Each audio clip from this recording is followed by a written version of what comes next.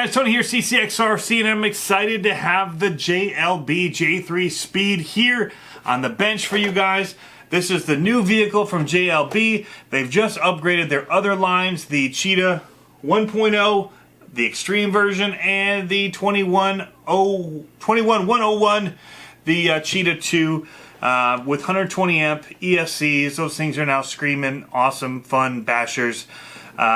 And then now they've released this one, which is also a 21101, but it is a little bit different because they've traded out the tires and they've recolored a few parts and put in a different motor to make this one supposedly go a little faster with their on-road tires and things like that.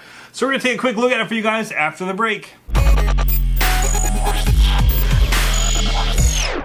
Well, you guys, look at what we have here. Another box came in the mail, a brown box from our friends over at GearBest.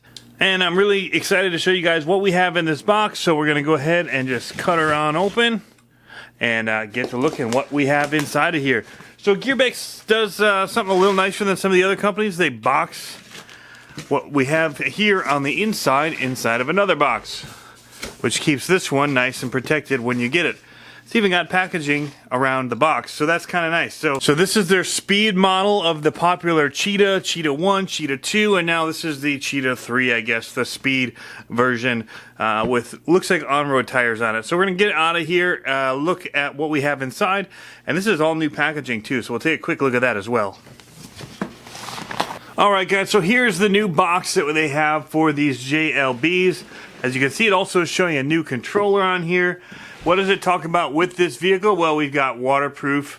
It's 1/10 scale, 4-wheel drive brushless. We've got the 120 amp ESC. This is the hobby wing that we've seen in all of their new Extreme models that they've come out with. In fact, if you look here, they do still call this the JLB 21101. If you look very closely in there, you can see it black on this vehicle. It's got the same high torque 21 kilogram Metal Gear steering servo. What is different though is this 3670 millimeter motor. This is going to be 3200 kV instead of 2500 kV is I believe the difference. This also comes with that 3S 4000 milliamp battery, which I find work well, and all metal gears including your spur gears, so that's nice. Talking about the wheelie bar set, I don't know if that's something they want to put as a feature because that breaks off on all of these for me. All-terrain tires, which look more roadworthy than the others, but are, will probably handle dirt all right. So yeah, sealable, tunable, limited slip differentials. It's fully ready to go, and it's got oil-filled shocks that have progressive dual springs, which we'll look at when we open it. It's kind of a cool little feature. So there's stuff all around the box that you can look at. The LED lights they talk about. There's a little inner shot, under the hood shot, I should say. So let's go ahead and let's open up this box and get the car out for you, because nobody really wants to look at packaging. I mean, it's nice to look at and know, but there it is, guys. Check it out. Super slick looking with the body here. Paint job on this. The sticker work, I dig it. So controller's kind of falling out, so let's go ahead and we'll pull all this out and get it freed up for you. There it is.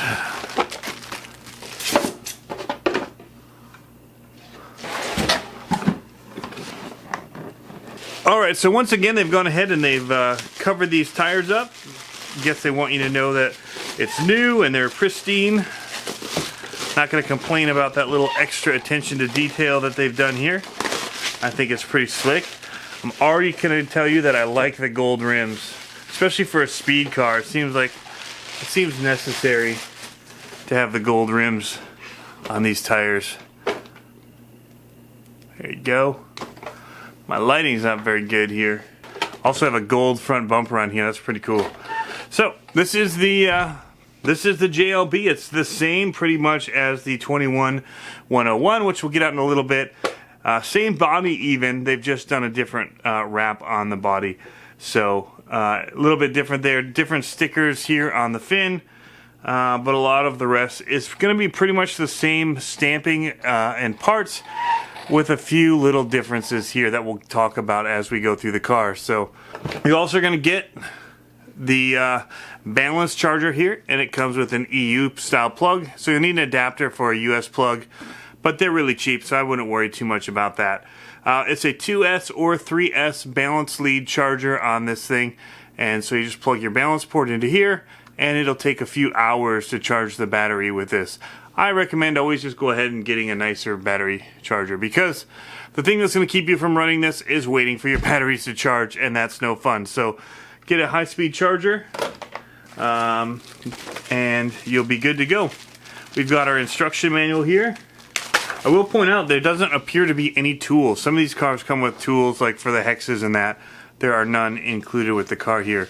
So the manual is just going to be a black and white that talks about the vehicle, shows you how to operate it, and also a diagram of how to fill your shocks, put the car together, work on it, to do the differentials and all of that. So these are handy, and there's a lot of important part numbers in here for when you break it and you need to buy parts, because with any RC car there's a good chance that you may break it if you're going crazy, and especially at the speed that this thing is going to be putting out. They're saying 100 kilometers an hour, which is about 60 miles an hour, so 62 miles per hour, in that range. So very quick car out of the box. We'll see what it actually does get, and we'll look at that. So here's an all new controller. What do we got here? We got a couple of features in here. Our on-off switch, the bind button, there's channel 1 and 2, and then there's going to be high and low and your dual rates right here. So you've got reverses at the top, and we'll have to look at what the high and the low are used for. There's a little switch on the side that's going to be used for turning on your headlights and your tail lights and doing different things with those. So let's quickly look in here and see what they say about the controller. Alright guys, so it is saying that those bottom two, channel 1 and 2, are going to be for your steering trim and your throttle trim. However, you've got steering dual rates, but then you've got a throttle end point adjustment, and that's your EPA and channel 2 setup here. And so that's going to be, it says this function is used to adjust the forward and brake side servo travel. Each direction can be adjusted independent of each other, and use this feature to set throttle servo travel. So I'll have to mess around with that and see what that means, because I'm not actually sure. Just being honest with you guys. So, what does it take? It's going to take 4 AA batteries, and yeah, it's a little bit different than the one that came with. The other one, the last model, had an upgraded FlySky controller. This is not that, but maybe this will have some good things about it, so we'll see. It does not have an antenna, which is kind of nice, and the controller is kind of foam, feels alright in your hand. Yeah, it feels good actually. I like it. It's got this cool little blue disc brake look on the interior, and the knobs are a little bit low profile, but that's not a bad thing. All these are turned all the way up. I'm guessing that's what I'm going to want to do with it. So we'll just play with that and see what we end up with for that. So, alright, now to the car. I'm going to go ahead and take the camera off the tripod. I like to do that when I'm looking through the car and be able to get in there close and show you guys what we're looking at. So let's go ahead and do that. Alright guys, so here we go. We'll take off the lid and get a look inside, and our on-off switch is stuck to the lid for some reason. That's not where that's supposed to go. Go ahead and stick it down in the body, and we'll remove this. Take a quick look at it though. You can see the detailing. It's a nice firm Lexan body, sprayed under the bottom, and yeah, it looks like there's some wrap work done to it because of the design pattern on the inside. So I'm not sure exactly how they printed that on there, but it's very slick, and it actually has like a cheetah on it, which is cool. Alright, so we've got our battery tucked in here. They've got it all wrapped up. Uses Velcro straps, which is my favorite way. I don't like the ones that have more body clips that I have to deal with. Velcro is very easily adjustable, and so we'll just take a quick look at the battery we get here. It's a hard pack JLB lithium polymer battery, 11.1 volts, which is 3S 4,000 mile, and at 30C, it's not too bad. Some of these come as 20, 25C. I haven't had any issue with these batteries. I like them all right. I still use them in a lot of my cars. I think the only battery that I had of these go bad was the first one, and that was in a V-Car Bison, and I think that was operator error. So yeah, anyway. Well, let's take a look at this thing. So I've talked about the gold rims before. We've got these road tires here that are very soft and hopefully will grip the roads. I've already seen Steve's video on this over at RC Tanks and Trucks, and these things pizza cutter pretty easily, and I can see why, because they are so just malleable and soft. And so when it gets any type of rotating mass here, it's going to just kind of, you know, want a pizza cutter. So I can already hear the metal gears in here just kind of grinding away. So a lot of people like that about this car, or these cars, is their metal gears. You can see here the lights in the front, the LEDs. We'll get those powered on for you in a little bit here, now that we've got the batteries out. You can see right here the dual spring action dampening shocks that they have here, and so it's got two springs, and then there's a spacer between them. I'll pull them apart right here so you can kind of see there's that black spacer right there. These are oil filled, and they feel kind of bouncy, but that is so tunable. I'm not going to worry about it.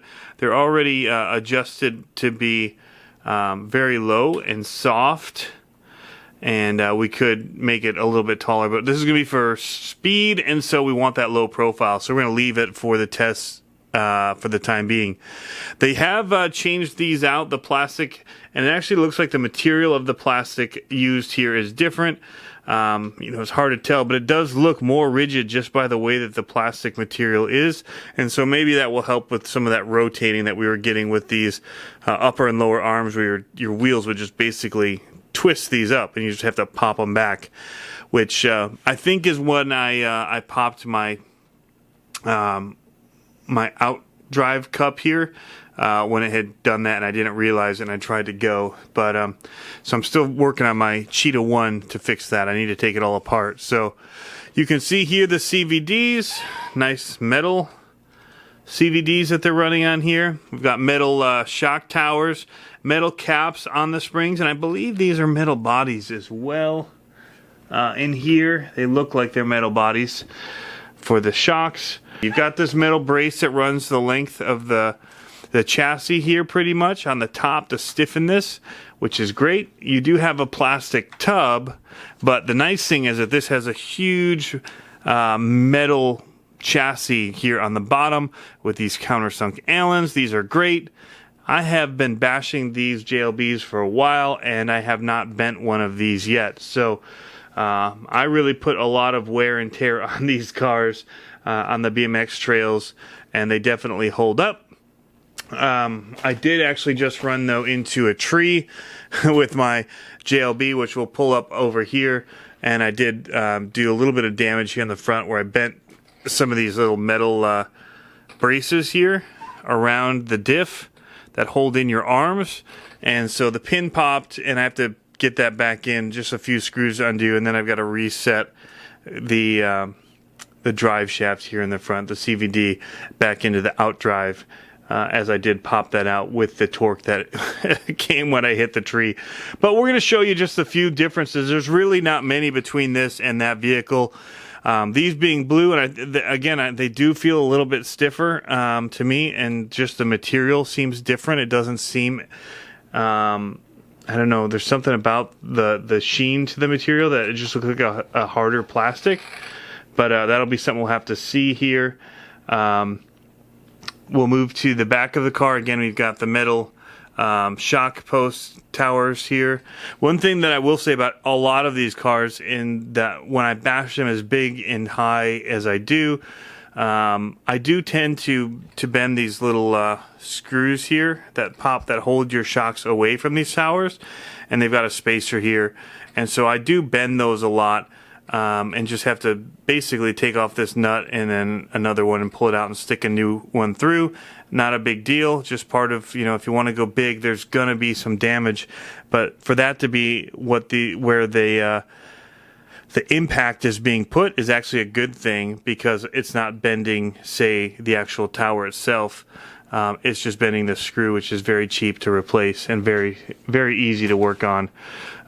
So I've done that both front and rear after the last bash session that I did. I might even have some of that carnage to still show you, because sometimes I don't fix it right away. I'll still run it for a little bit. In the back here, we've got our fin. This always breaks off for me. So that is one difference between these that you'll see, is the other one is already broken off and this one has not. Wheelie bar here is the same as the old one. Black light bar is the same as the old one. The blue arms are again different. The main difference that we're going to see is right here in the kV of the motor. And so this is running a 3200 kV. Looks just like the 2500 kV motor, because it's the same size, same color and everything. It has more RPMs, and so I guess part of their speed thing is that they're wanting to run this at a higher speed, which makes sense for a speed car, and so they've changed the motor out for that. So I believe that's only rated to 3S. Again, Steve was running it on 4S, and I actually finally ordered a 4S battery, guys. Should be here Friday, so probably won't be till Saturday that I'll get a 4S speed run for you, but I'm going to go ahead and give it a test. We may do the 3S ahead of that time. Here is the Hobby Wing 120 amp ESC. Again, you can see all of this in the other videos. If you feel like I'm skipping over some of this, we have a 3-channel receiver here. I'm guessing this is waterproof because they're saying the car is, and it's all new packaging, and they actually show this transmitter on the box, and so they must know what they've done with this receiver. So I'm going to guess that all of this is waterproof. We've got the 21 kilogram torque Metal Gear servo here. I believe that was the numbers on it. Overall, guys, a lot of this looks the same. A few differences. The rim color's different, the front bumper different, blue arms, and then you've got the different motor in here. So I think those are your main changes, and other than that, it looks just like the one over there. So let's just get that and we'll show you. The tires are different, of course. These are street tires, and that's going to have the dirt tires, and the controllers are different. So a few little changes to it, but yeah, overall we'll see how it does. Alright guys, here are the two side by side just for a little bit of show for you. You can see that the body stylings are the same, and yes, I did not clean this one up for you for prime time and show time, but the bodies are the exact same, and you wouldn't know really the difference because the shape is the same, except mine is so deformed from bashing that it's not actually the same. Here's the Fly Sky controller that I talked about. This one definitely has some good heft to it. We like it. We'll take the batteries out of this one in a second, and we'll power this one up and show you how the lights work on it, because it's pretty slick what they've done. But overall, here is what we're looking at. First of all, you can see the damage that I did in here when I hit the tree. It's actually not bad at all. I bent this back one just the littlest bit, and this kind of pried out when it did that, and it also pulled out the CVD here. So I just need to stick that back into the outdrive, and we're back up and running, which is surprising for how much I've beat this thing up. And so the main difference here, again, this is running the 3200 kV motor, and this is running the 2500 kV motor. So this should have more like acceleration, a little bit quicker in and out of corners, that kind of thing, I would guess. So a little bit more torque, I guess. Here actually you can see what I was talking about with the bending of the these ones are torched, the bending of these screws, and so I just did a gnarly bash session with this off the BMX trails, and this is what happened. If you saw all of the hits and the bashing and all of that, and that this is all that happened to it, is really, really amazing. And so I was driving it the other day, just messing around in the yard, and I slammed it into to the tree in the front yard and popped this. So you guys see me jump that tree a lot, and I just really clipped it and messed it up a little bit. But fixable, not too worried about it. Nothing's bent that isn't easily fixed. And I have a bunch of these screws because I know that this happens even with my Bison and other cars. So if you're gonna bash these, just get some of these bolts on hand, look them up in the manual, and you'll find out the length of them and all of that. They're inexpensive to replace, and it's literally, you take off this nut, pop this off, pull this spacer, take off that nut, put in a new one, put that nut back on, spacer. So simple. So I don't complain about that. That's the kind of weak point that I like to see in cars. It's something that's very cheap and easy to fix, and it's way better than having bent this shock tower. So thumbs up on that little design there. So anyway, guys, that's this. Let's throw some battery power into this, and then we'll take a look at how the light features work, and then kind of outro the video for you. Alrighty, guys, as you can see, she's alive, and so we're going to show you the lights. They don't turn on like the other ones automatically when you power it on. What you've got to do is use this switch here on the side. So back and forth on one time, just does the red lights in the rear. Back and forth again, only does the front lights. So the rear ones just went off. If I do it one more time, we're going to get both sets of lights on. And then one more time does the flashing lights. So you can thank Steve over at RC Tanks and Trucks for showing that off the first time. He didn't do it till his run video, but I saw it in that, and it's good to know going in to be able to show you guys as we unbox this. So be sure to give him some love for that in the comments. Alright, so that's your quick look at the JLB J3SPEED, and yeah, I'm pretty excited about it. I'm not a speed guy, but I'm going to find a big, wide open parking lot, and we're going to just open this up and see what it does. Because I can't control things at super high speed, that's probably why I don't like it. I don't do it enough, and the areas that I have been pretty limited, and so I've been hard on the brakes, which has not been good on the drivetrain, and it's caused some problems. I find that you actually have more brakes when you're doing speed runs on the street than you do when you're jumping it 15 feet in the air and landing on dirt or smacking a tree in the air. So that's kind of my thought. I've just started doing these speed runs for you guys with the tests with the dynamite speedometer, and so that's kind of new, and since then I do find that I've been breaking things a little bit easier, which is not something that I typically have happen, but I don't typically run them like that either. So you know, something new. It's good for the durability testing as well, I guess, in a way. So we'll be getting this out. We'll be doing speed tests. I did order my first 4S battery, and so that'll be part of it. They may be separate videos. We'll see. Depends on when it comes in, what the weather's doing, and what's going on in my life in the next few days, as there is a lot going on right now. So yeah, I like it, guys. Let me know what you would do with this. If you would bash it, or if you'd keep it for a street car. Would you change out the tires? What would you do to the J3SPEED? It does have a different motor, so it may just be a different basher. It may be an awesome basher. So all of that is to be determined, and I know I saw Steve doing some stuff with his from RC Tanks and Truck, and it looks pretty awesome. So you know, it may be something where you can also make it into a basher. I do like the paint job on this one, I will say that, guys. The other one kind of annoys me, the striped pattern on it. But this one, I do like that, all right. But again, that's all cosmetic. You can change it to whatever body you want. So thanks for tuning in, guys. As always, have fun RCing. We're gonna catch you next time. See ya.